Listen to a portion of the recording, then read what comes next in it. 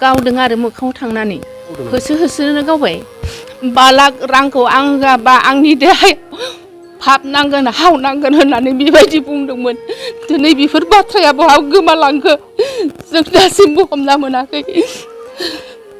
आंनि बिसाय जायोमोन बेखौ हाजोआव गावदों आरो मोखाङाव थांनानै होसो होसोनो गावबाय। उरखाव गोरा ब्रह्मआ होदोंमोन बेखौ जोंनो खावलायनो सानदों जोङो सरकारखौ मानो होआखै मानो थाखै जोंनो मोनहोआखै। सानसे देना बुंदोंमोन प्रमद बर' सारा जोंखौ न'नि न'सिम फैनानै लाइजाम होफैनानै जोंखौ गावनि मिटिङाव लिंदोंमोन। जों थांदोंमोन।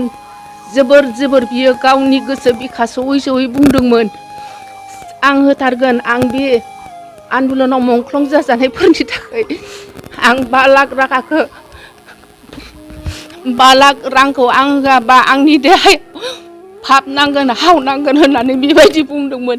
दिनै बेफोर बाथ्राया बहा गोमालांखो जों दासिमबो हमना मोनाखै। माखासेनो होनानै जोंनो मानो होआखिसै जोंहा दुखु दङ। जोंनि गेजेरावनो माखासेया मोनबाय माखासेनो मानो होआखिसै जोंखौ मानो थगायखो। आंनि न'खरा माबायदिमोन आं दायो बिलाइ खायै मालायनि बारियाव आं न'खरखौ खुंनो गोनां जादों।